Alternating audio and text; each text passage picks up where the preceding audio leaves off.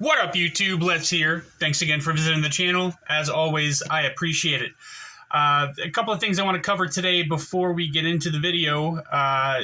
The first things first, if you're new to the channel, first time viewing, I really appreciate you watching.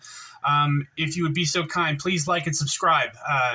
When you like the videos, that tells YouTube that you're enjoying the content, and that causes YouTube to push the videos a little bit more, which would expose the videos to more people, obviously. Obviously subscribing supports my channel as well. So I'd really appreciate that. Second, it's been a few days since I've uploaded. I apologize. I actually had a few days off of work. It's kind of tough for me to upload as much as I want to. I work a job that's 4 days a week, 12 hours a day, and it's an hour drive each way. So, 12 hours, 14 hours a day. By the time I get home, I'm freaking exhausted. So there are days when I'll record when I get home, but there has to be something pretty special in order to get my energy level up enough to do that.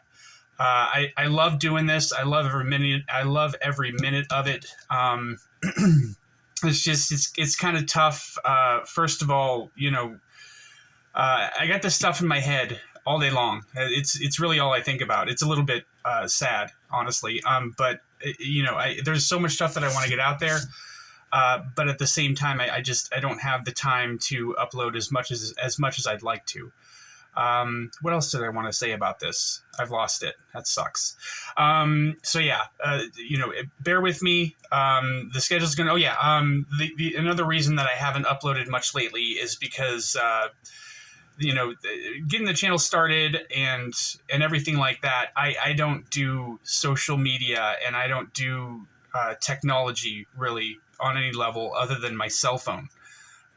So when I started the channel, everything was going great for a while and everything. I had people subscribing and it was really, really cool. I thank all you guys so much that have subscribed so far. But the subscriptions have slowed down substantially, which is normal. I know, especially starting out with a new channel. But I reached out to somebody, not exactly a friend of mine, but just an acquaintance on Instagram who has a relatively successful YouTube, actually a very successful YouTube channel, just to ask him, is there anything that I could be doing better? Is there anything that I could be doing that I'm not doing to increase my chances of the channel being successful? And he was gracious enough to get back to me. And, he's like, I'm going to start off slow. He's like, there's a lot of stuff I can tell you. He's like, I just don't want to overwhelm you.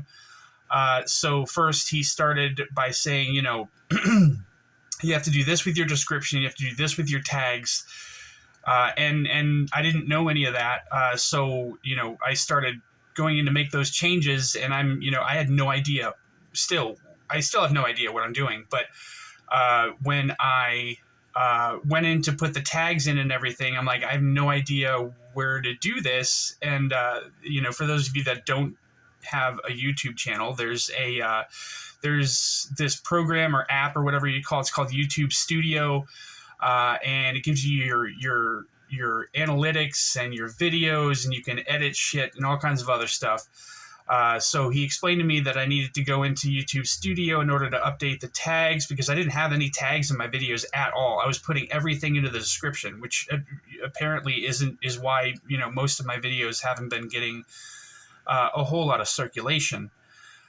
So I don't know if you guys know, but I've done I think roughly around 70 videos so far. And I don't know if you have any idea how long it takes to go in and update tags and descriptions on 70 different videos, but it takes a long time. So I've been doing that for the past 2 or 3 weeks, and I finally finished up updating all my descriptions, all my tags. I've got all the information in there that I need to have in there. And I've also gotten a few other little tidbits of advice from this guy on how to improve my channel. So I'm going to be incorporating those things as well. So you're going to notice a few things that are different in my reviews and stuff like that. So bear with me as I'm working on the channel and getting it right. so that, I'm doing it properly and things are happening the way they should be happening. Yeah, I think that's it. Okay, so let's go ahead and get into the review. I am doing a review today of the Pete's Pirate Life folder. And as I've been researching this and reviewing it and everything, I've learned it's also called the Pete's Pirate Knife, or I've also seen it called the PPK.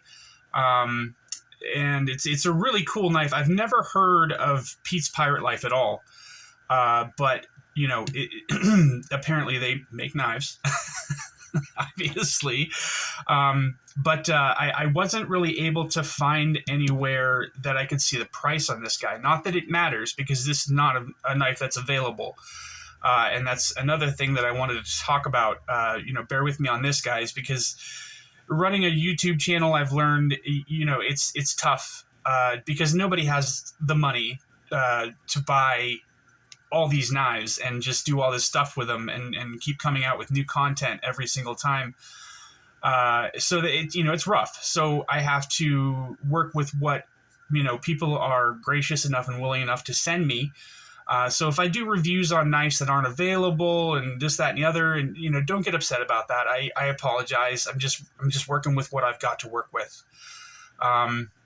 So yeah, please, don't get upset if I'm reviewing knives a lot, that aren't necessarily available, because some of the people that I talk to, they've got awesome knives, awesome collections, but a lot of the knives that they have that they're going to be sending me are knives that are no longer available, at least at this time. And another thing I wanted to say, I've been very lucky with my collection process so far, picking knives that are just really, really good knives. When I started out in the knife collecting hobby, I learned very, very, very, very quickly, what I liked and what I didn't, what's good, what's bad, what's not necessarily sought after a lot in the knife community. So a lot of the knives that I bought, over the last couple of years have just been really, really good knives. So if I'm doing a lot of reviews like, this is awesome, this is awesome, this is fantastic, this is spectacular, it's not because I'm the kind of guy that's just like, holding any knife in front of the camera and like, this thing is the greatest knife in the world. That's not the case. A lot of the knives that I have are great knives. And obviously when I talk to people on Instagram, I ask them to send me knives. It's because I'm interested in them, because they're great. So, if I get a bad knife, I'm going to review it as a bad knife. So, don't worry about that either. I'm not just, an echo chamber of just awesomeness and spectacularness. So again, as I've veered off the rails here a little bit, a buddy of mine on Instagram goes by the handle of Marlin Spike EDC, capital M, ARLINSPIKE.EDC. Awesome dude. And he has a spectacular collection of knives. Lots and lots of Spydercos, which you guys know already. I absolutely love Spydercos, but he has a lot of other stuff too. So he sent me this guy to take a look at. Please do me a favor, go and give him a follow on Instagram. I'd really, really appreciate that. It helps to, support the people that support me. So that would be wonderful if you guys could go ahead and give him a follow on Instagram. I'd really appreciate that. Okay, so the Pete's Pirate Life folder. Again, this knife is awesome. I really, really enjoy this knife. And as you guys know, I'm not a huge fan of small knives, and this is sub 7-inch. I mean, it's not even a 7-inch knife, which for me normally would be a huge problem. But this knife is just so well done. I can't even tell you. It's great. The materials are fantastic. The build is great. I can't find anything wrong with this knife at all. So again, as I said earlier, this has also been called the Pete's Pirate Knife, or PPK. It has an overall length of 6.75 inches with a blade that is 2.75 inches and a cutting edge at 2.5 inches on the dot. The handle itself is 4 inches exactly, and it weighs 3.6 ounces, which is a great weight. Perfect for EDC, perfect in the pocket. It's not too big, it's not too heavy, and the action on this thing is just phenomenal. Before we do that, well, let me just give you the size comparisons on this guy. I'm going to line this up right here. First, we're going to go with the Ontario Rat 1. Very awesome knife. Get that lined up there. It's obviously going to be quite a bit smaller than the Ontario Rat 1. Ooh, I actually failed the Rat 2. I don't ever do that. And actually, the Rat 2 is actually even a little bit longer than this knife. Next is the Demkos, starting with the AD20S. This is obviously going to be monstrously larger than the PPK.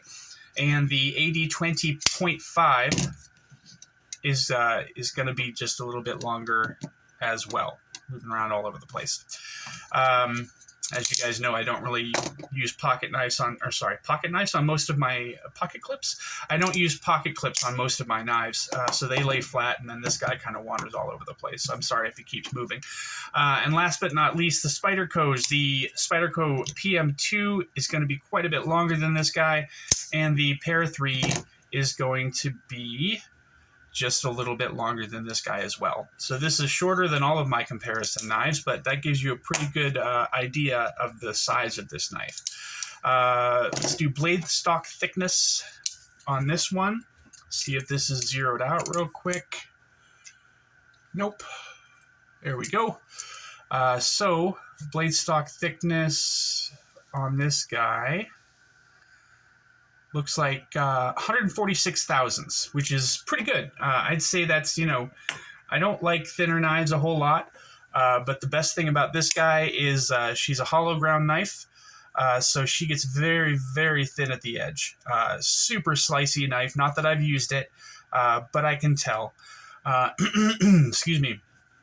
We are looking at S35 VN blade steel with a drop point profile on this blade. I already said that it's a hollow ground blade. There is zero blade play left, right, up, or down on this guy. And the balance is a little further back from the pivot than I'd like, but that's not terrible. It's a smaller knife, so you're going to have a little bit of an off-center on this guy. But it's still balanced pretty good. It doesn't drop shut, but this is, again, a very small knife, lightweight blade, so there's no blade weight to assist it in dropping back down into the handle at all. We're looking at T10 pivot, T10 screws for the pivot, T10 screw for the pivot, and we have a T6 for the pocket clip. And if you notice, that's it, guys. There's no other body screws on this guy. I'm sorry, there's no body screws on this guy at all. You just have the pivot on this end and the pocket clip on this end holding this guy together, which is fantastic. I'm sure it make it easier to take apart and put back together. I have not done that because I don't have Marlin Spike's permission to do that. Not that I would, even if I did. The only reason I even thought about taking this guy apart is to find out whether it's running on washers or bearings. I'm fairly certain that it's running on washers. I'm fairly certain that it's running on bearings. But again, I haven't been able to take it apart to tell one way or the other. I don't see anything bronze in there. I don't see anything super skinny. The hardware that's in there looks a little bit thicker, which is why I tend to think that this is running on bearings. We have a black washed blade and black washed scales and pocket clip. One of the things that I really, really appreciate about this knife is the black wash finish. When you're dealing with black wash, it doesn't pick up as many. Yeah, there she is. It doesn't pick up as many fingerprints. So you guys know that I just picked up the DLC coated Annex. And this guy, if you can see, I haven't cleaned it off in a day or two. Absolute fingerprint magnet. It's a phenomenal knife, but the finish on it causes a lot of fingerprints, and they're very, very difficult to get off. So I really appreciate that black washed finish on this guy. It makes it much, much easier to keep clean, which I really appreciate. Again, as I said, the scales are titanium. There are no liners. And you also have a titanium, looks like stamped pocket clip. It doesn't look like it's milled at all, but that's not a big deal. And you've also got this this plate back here, which has a hole drilled into it for you lanyard guys out there. So there's, excuse me, a titanium frame lock on this guy, which works very, very well. Looks like it's locking up at about 35, maybe 40%. Which is a little bit late, but I don't think it causes any problems at all. It's definitely secure, and it's not going to cause any problems with blade play because it's not, it's not going to go over as far as it would have to in order to cause blade play. I don't see a steel lock burr insert on this guy, but maybe they carbonized the face of the frame lock. I also can see the detent ball in there. It's a pretty good sized detent ball, but this guy is just so smooth. As you saw earlier, it's not super difficult to fail, but it's also not super difficult to deploy either. The D10 on this guy is perfectly tuned, and there's no lock stick whatsoever that I can feel on this knife. What else can I say here? I've already discussed the deployment, ergos. The ergos on this guy are pretty good. I don't have any issues with it at all. This isn't exactly a knife that you would be using very hard for any length of time. So, even if this pocket clip were to cause a hot spot of any kind, that's not really something you'd have to worry about with this knife, but it doesn't. It's very, very, very, very comfortable, for sure. The jimping on the spine of the blade here is placed pretty well. As you're holding it choked up a little bit, you can choke up right on this area here and not get too close to the blade, and that puts your thumb right on top of that jimping. So nice. It locks up in your hand fairly well, and you don't have to worry about it slipping around in your hand too much. As I said, I don't know what the price of this guy was when it was available, but it is not currently available. We don't have a forward finger choil, but there is a pretty good sized sharpening choil here, and just absolutely sticky edge. This knife is very sharp, and I've never. I've been looking at this thing all day for days and days and days, and I haven't been able to find anything that I would consider to be, what's the word? Just I've never seen any problems with this knife at all. Another nice little touch is you got this, I don't know if this is stamped or lasered, but you got a little skull and crossbones there. Actually, those are swords, not bones. But it adds a little bit of character to the knife. There's nothing else written on the blade other than the S35VN right there. So yeah, I think that's everything that I can tell you about this guy as far as materials and stuff like that. As far as carrying it goes, I have carried it. I haven't really used it at all just because, like I said, I don't want to really mess anything up on it.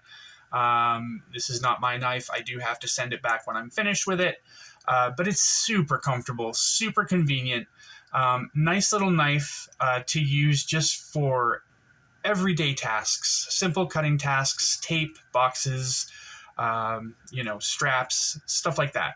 This would be able to do just about whatever you would want it to do, as long as you don't try using it in like a hard use scenario or something like that. I'm sure it would probably hold up to it, but it just doesn't seem like that's what this knife was designed for. So the pocket clip works fine, comes in and out of the pocket without any problem whatsoever. I did not put a lanyard on it, obviously. I am not a huge fan of lanyards, so I don't really do that sort of thing. Yeah, I think that's it, guys, for this one, anyway. If you enjoyed the video, please like and subscribe. I'd really appreciate that. And there will be more videos coming out now that I have all those information issues, glitches fixed with my channel. So now all I have to do is just, do one video at a time and make sure I'm putting the information in correctly, and we should be golden. If you guys have any questions, comments, concerns, bitches, gripes, complaints, please do me a favor and comment. I like talking to you guys as well. So thanks again for tuning in. Stay up, y'all. Take it easy. Bye.